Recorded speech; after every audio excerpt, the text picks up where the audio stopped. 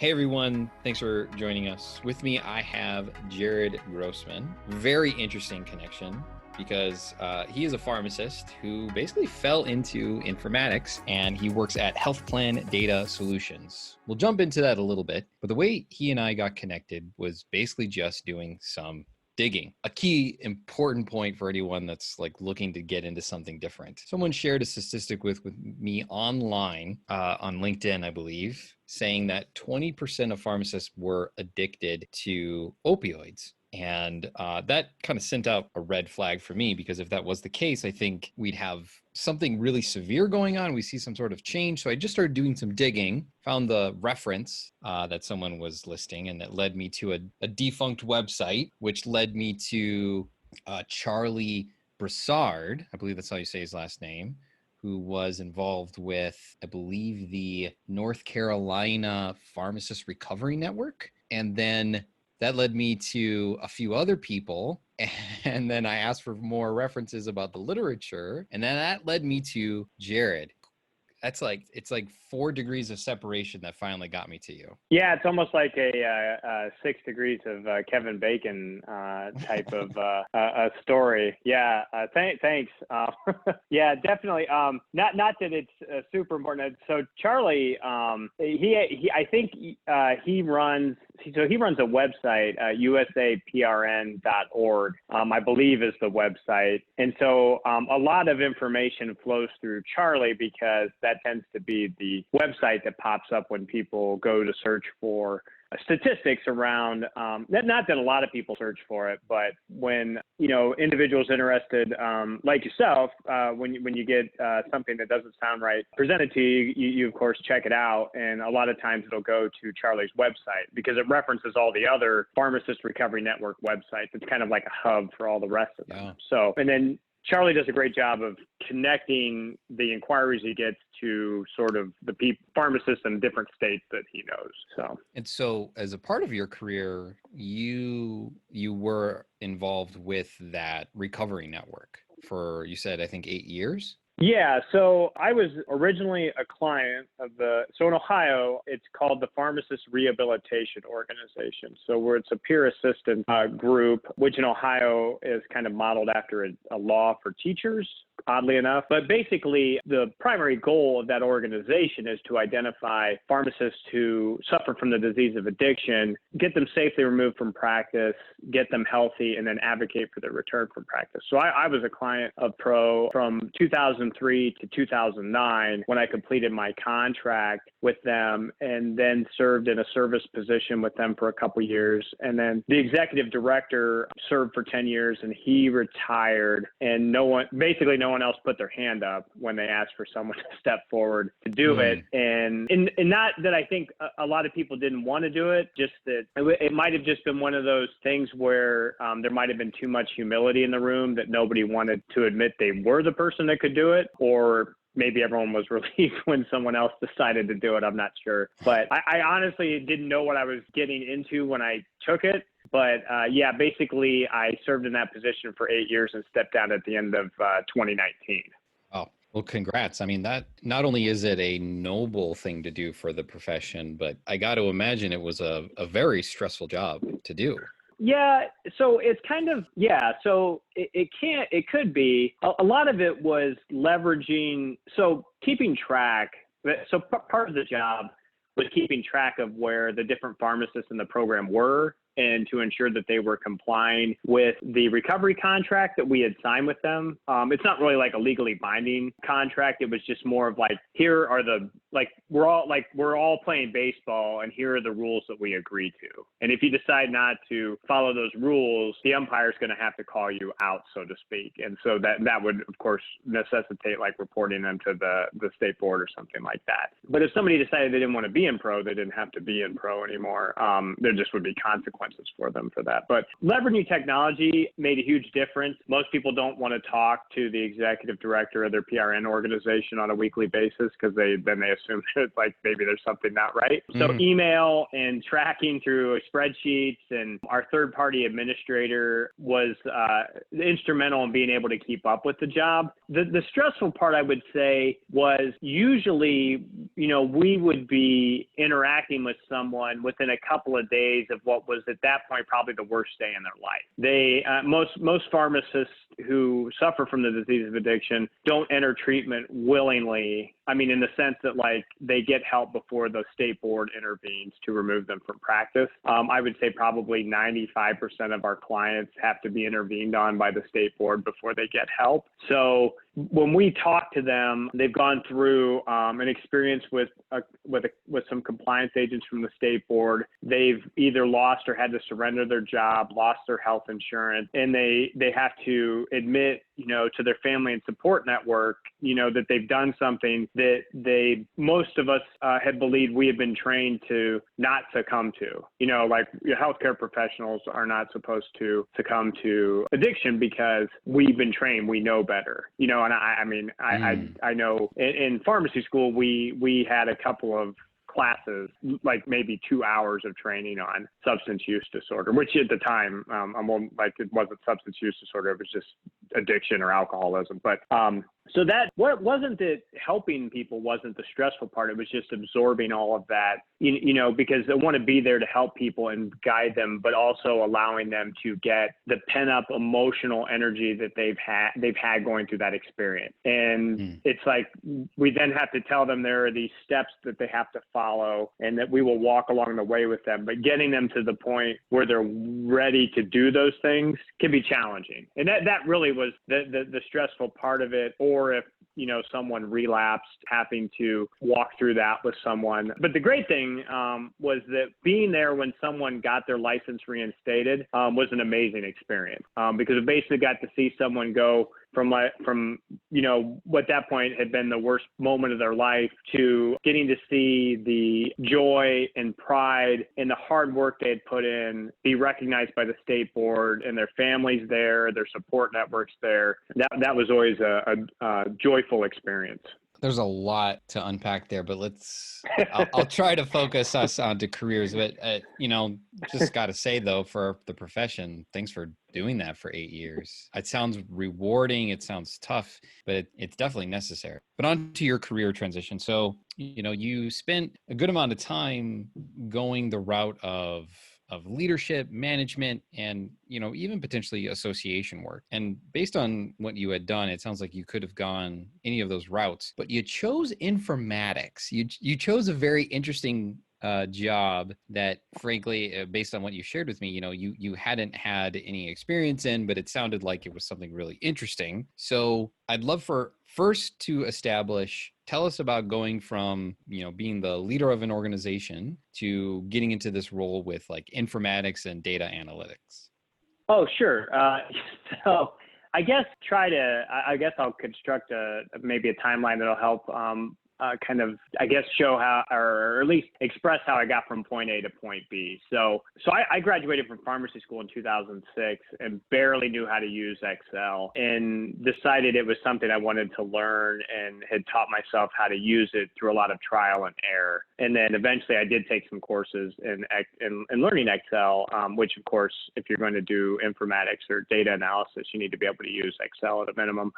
I had worked in an independent pharmacy on the west side of Columbus for 3 years, and we had worked with some longitudinal students to develop a program where we were going to go to employers and teach their employees how to take advantage of therapeutic interchange to save the company and them money. Our employer at the time decided not to fund it, and we kind of put it on the shelf. That independent pharmacy was sold, tends to happen from time to time, and the pharmacist that I developed it with,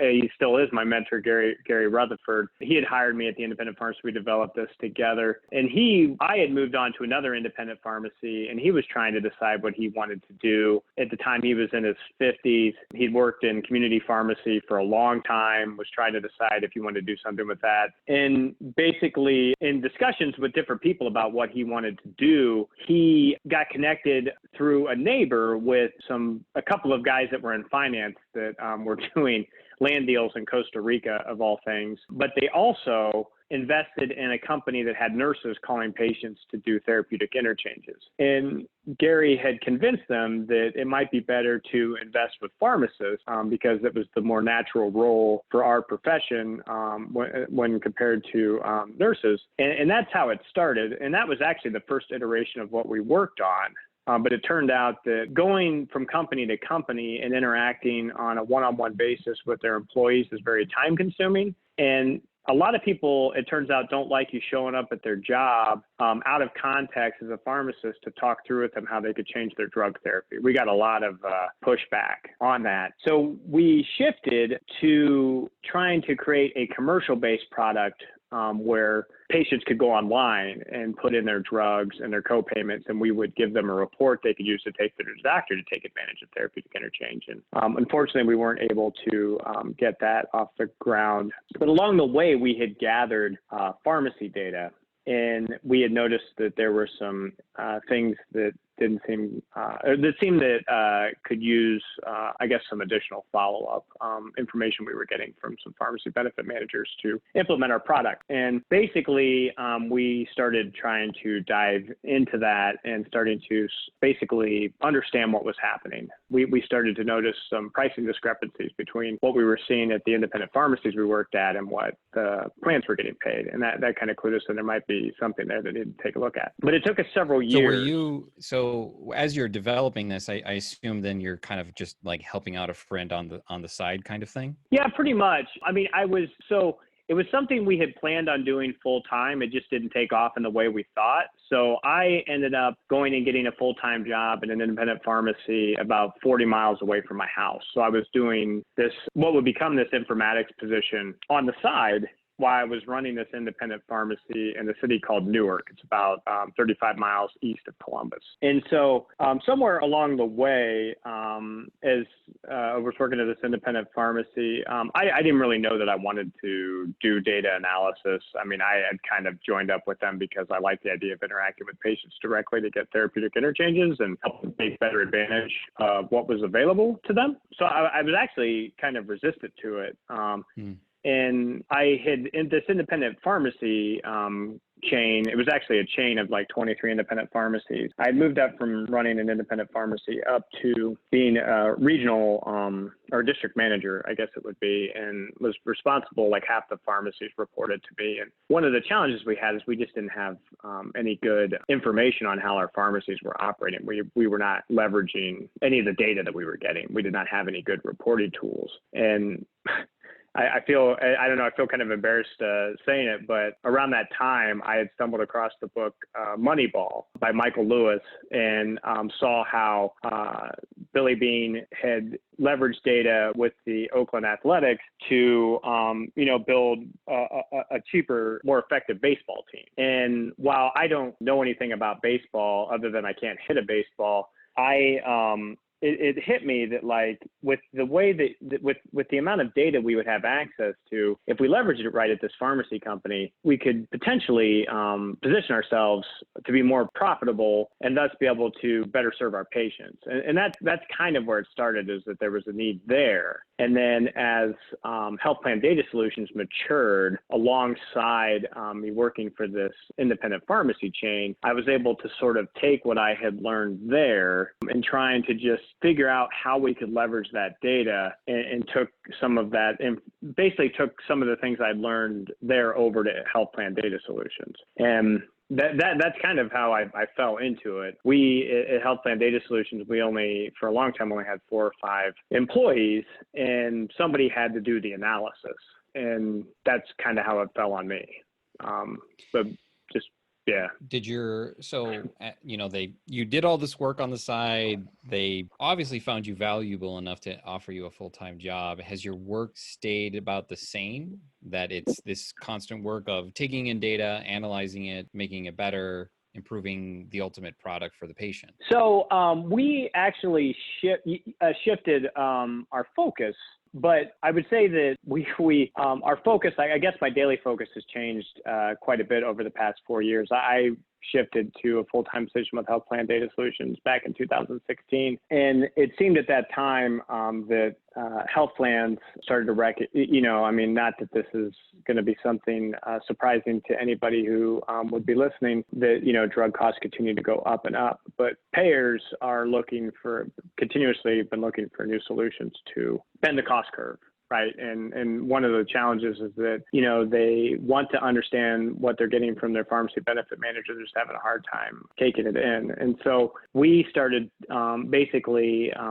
once I started full-time with Health Plan Data Solutions, we started down the path of taking in the information we were getting and basically analyzing it and providing it to our clients in a way that they could interact with their PBM in a more equal footing or more of a collaborative setting, as opposed to not being able to really see, have any insight into what their PBM was providing them. So it started off with just some basic monitoring of how the PBM was performing. And then we developed a payment integrity. We had done some of that, a lot of that analysis we have done at PBM performance taught us a lot about how PBMs calculated their performance in terms of how it interacted with the contract between them and the payer. And so we took that information to develop sort of a model to allow our clients to be able to react more quickly to the things that they were seeing from the PBM. I feel like I skipped a few steps in there, but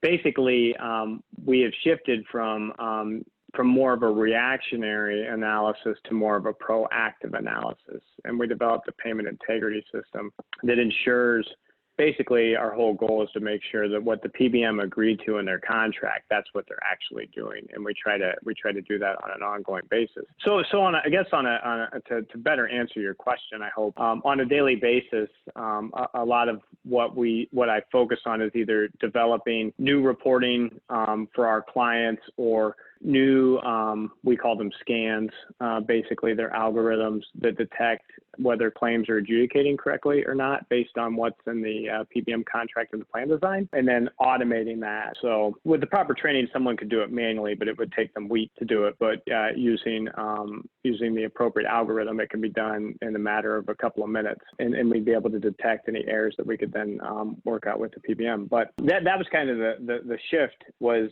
taking all of that information we had analyzed, which for the most part is just sort of like taking a puzzle apart and putting it back together. So if you like puzzles, informatics might be somewhere someone might want to look. So it turned out, I don't know that I realized it when I started doing it, but it turned out I liked taking puzzles apart and putting them back together. So I hope I answered your question. I'm not sure if I kind of drifted away from it. So. Well, I think you're giving everyone a much bigger picture of like where things have been and where you're going to now. Tell me about the challenge of the work. What keeps you engaged with it? Oh, that's a great question.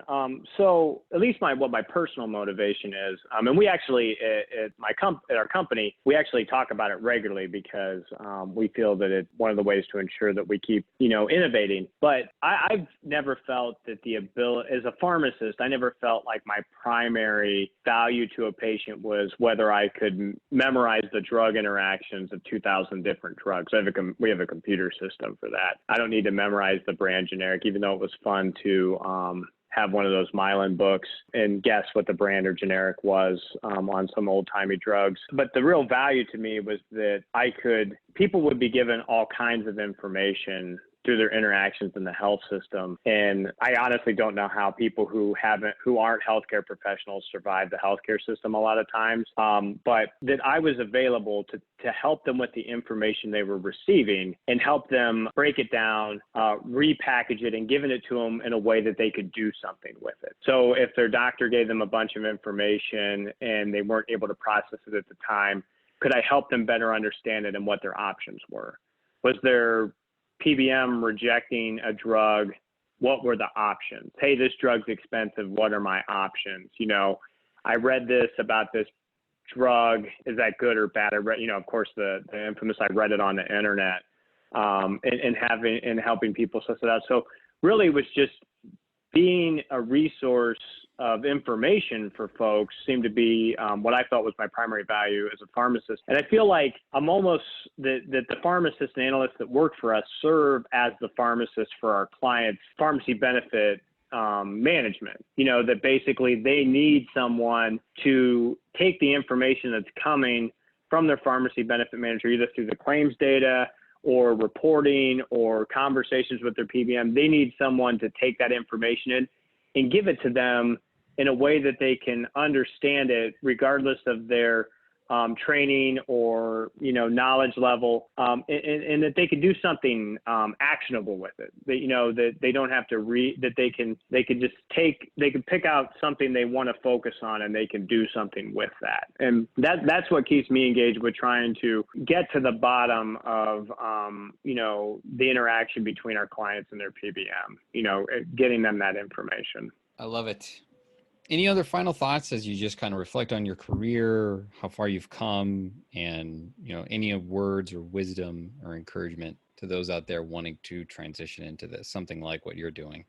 Yeah, I would encourage everyone to, and I think it was in your book too, Alex, and maybe if not, I'm wrong, I apologize, but find a mentor or find multiple mentors, find people that can help guide you. I can say that my mentor helped, he showed me where I could go and he pushed me in that direction too. He was encouraging and challenging at the same time, but also that so many pharmacists seem to get stuck where they're at and feel like that's all they can do. At the beginning, we talked about my working with the pharmacists and the pharmacist rehabilitation organization. And I was always trying to encourage them that, I know that getting a job in community pharmacy was the goal that you had right now, but there is so much more you could try to do if you wanted to push yourself a little bit. And it's that there's so much information out there. The worst thing that could happen is that someone will tell you no. So if you applied for a job in something around informatics or whatever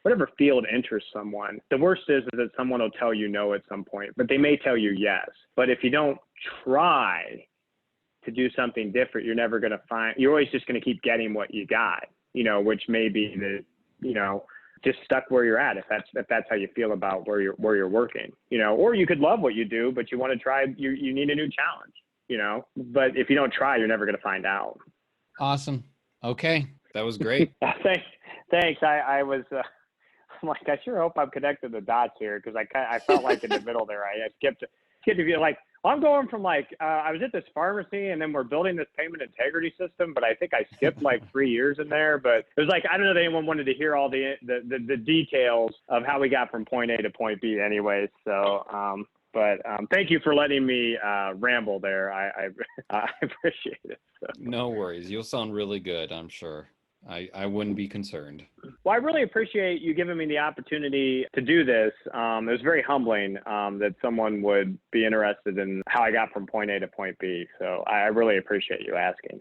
Honestly, I think there was a lot more to unpack, but I didn't feel like I gained your permission to talk through your own recovery. That was a really powerful message. Most people are not willing to share that. Yeah, it's hard because most people, a lot of pharmacists in recovery, they have their families. I have a family too, of course, but they're trying to protect their families. They've already been notorious in the pharmacy community in Ohio, and they're just trying to keep their head down and protect their family and earn a living and try to, practice pharmacy to the best of their ability. So there's a lot of times, plus, 12-step programs, we remain anonymous. That's right. One of the founding principles, of course. So I had saw a movie a couple of years ago called The Anonymous People. And basically, if most people don't think about it, not that there are I don't really believe there's 20% of pharmacists that are addicted to opioids. But if you took the number of people who have been addicted to something and have entered recovery, it would be a pretty large, the way it was approached, it would be a pretty large voting block.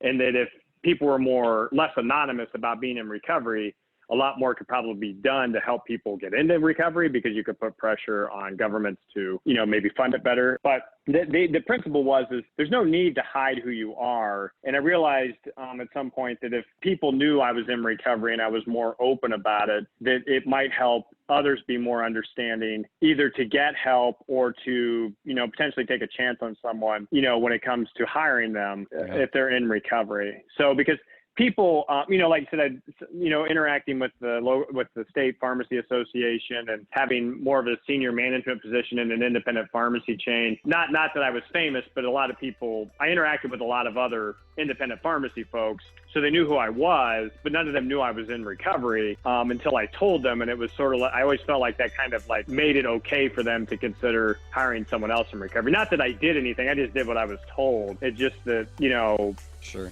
that was sort of like their second impression, I guess, so, but yeah, it's the funny thing is if you'd asked me about it, that's probably what I ended up talking about, because I wouldn't have shut up about it. So,